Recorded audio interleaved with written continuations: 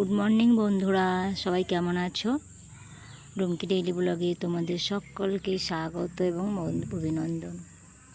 আজকে আমি যে ব্লগটা নিয়ে এসেছি সেটি হচ্ছে মসুর ডাল বাটা আর চালের গুঁড়ি দিয়ে পাকা পটলের রেসিপি, যেটা কোরমা বা বড়া টাইপের করব।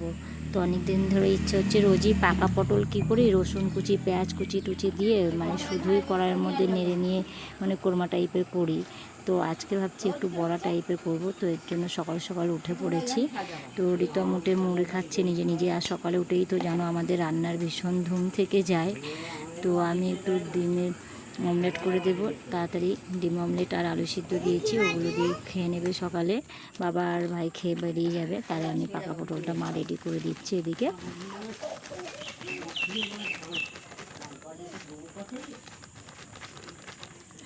তো দেখো আমি এদিকে ডাল বাটতে শুরু করে দিয়েছি। ডাল আমি রাতের বেলাতে ভিজিয়ে রেখেছিলাম।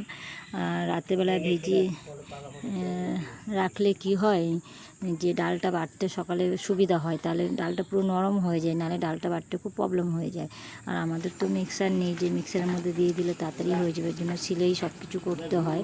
তো আমি ডিমের অমলেট করেছিলাম, তাতে একটু লঙ্কা বেশি ছিল, তো 3টে লঙ্কা নিয়ে নিয়েছি। তোমরা কাঁচা লঙ্কা দেবে, তো আমার তো কাঁচা লঙ্কাটা শেষ হয়ে এসছে, এর জন্য কাঁচা লঙ্কাই আনা ছিল, ওগুলো পেকে গেছে, তো 3টে লঙ্কা দিয়েছি।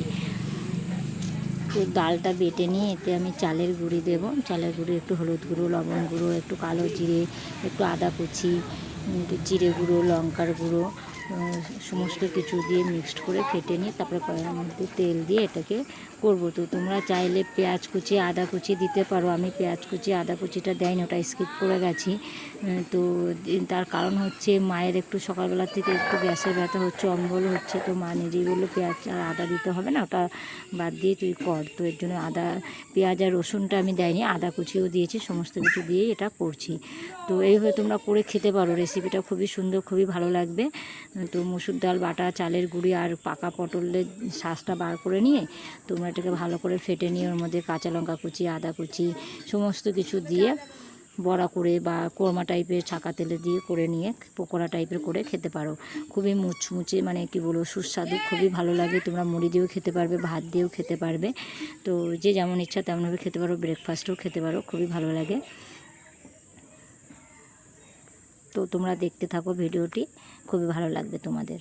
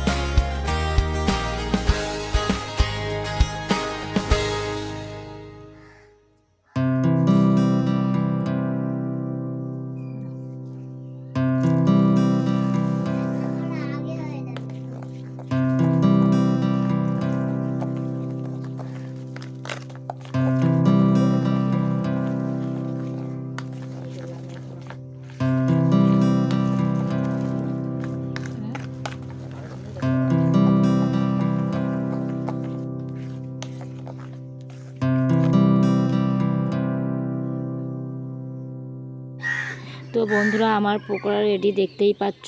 পকোড়া বা বড়া তোমরা যেটা ইচ্ছা সেটা বলতে পারো, আমার রেডি হয়ে গেছে। তো গরম গরম মুচমুচে খেতেও খুব সুস্বাদু। তো আমি কড়াইতে কীভাবে করলাম সেটা দেখালাম না, তোমরা কড়াইতে তেল দিয়ে ছাকা তেলে এগুলো করে নেবে। তো আমি সেটা দেখানোর সময় পাইনি, সকালে রান্নার ভীষণ চাপ, সবাই কাজে যাবে বলে। তো আমি তাড়াতাড়ি করে নিয়েছি, আর রিতমও খুব দুষ্টুমি করছিল বলে। তো আমি পরে একদিন আর একটা ব্লগ করব, সেটাতে দেখাবো আমি কড়াইতে দিয়ে কীভাবে করেছি। আর আমার ভিডিওটা এইটুকুই। তোমরা প্লিজ প্লিজ ভালো থেকো, সুস্থ থেকো এবং সাবধানে থেকো। আর আমার চ্যানেলটিকে প্লিজ প্লিজ সাবস্ক্রাইব করে দিও, আর লাইক কমেন্ট শেয়ার করতেও ভুলো না। তোমার সাথে দেখা হচ্ছে পরে আবার একটি ভিডিওতে। টাটা।